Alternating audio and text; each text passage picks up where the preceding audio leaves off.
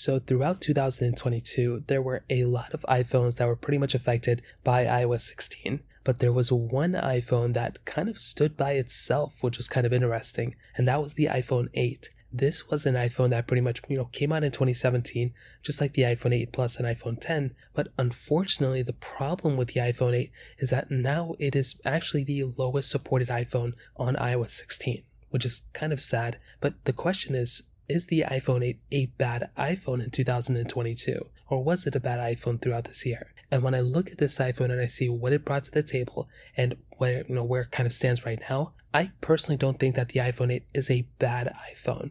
I think as long as an iPhone is still supported with software, you are usually good in a lot of different ways. I personally been in a situation where if your iPhone is supported with software, you're still in the clear, you're still in a good situation, and as long as you don't have like a crazy outdated version of a device, you are good to go. Now with a 2017 iPhone 8, some good things, you're still getting a very premium phone. This iPhone still feels like a very premium device, still feels like maybe not a $1,000 phone, but like a $500 phone. Still has glass on the back, glass on the front, it's not cheap. The IPS panel on the front isn't ugly, and when you look at the iPhone SE 3 that's still being sold by Apple for $429, that iPhone is still kind of looking the same exact way as the iPhone 8. So you have to give the iPhone 8 a lot of credit for at least kind of carving out that iPhone SE lineup a little bit more. So I wouldn't say the iPhone 8 gets all the credit, the iPhone 6 probably gets the most there, but still that's kind of a big deal in my opinion as well. On top of that, the iPhone 8's legacy for this year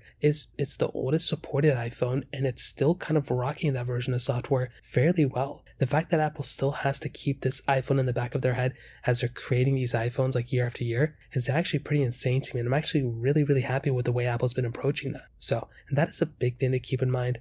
Now, obviously some of the bad things, this is definitely not the best performing iPhone of all time. It still doesn't perform that bad though for being an iPhone that's been out for so many years. It's also, still having a decent camera for how old this device is, and its price tag has gone down significantly. If you're planning on getting an iPhone, this thing is fairly cheap for what you were getting, which I'm actually kind of surprised about. So that's probably like another thing to kind of keep in mind in the back of your head as well. So those are some reasons why I think the iPhone 8 can be pretty much not a bad iPhone. Like, I would not classify the iPhone 8 as a bad iPhone by any means. Now, is this a perfect iPhone? Is this still a good iPhone to buy? I don't know. That might be kind of a stretch, but I don't necessarily think this is a bad iPhone. And I think this iPhone still holds up fairly well in 2022, and now going into 2023, I still think there's quite a bit of life left in this device. So that pretty much covers it up here. If you have any other thoughts or questions, let me know in the comment section below. Hit the like button, that would mean so much, but definitely hit that subscribe button. More importantly than everything else, I love every single one of you guys. Hopefully I'll catch you guys in the next video. Peace out till then.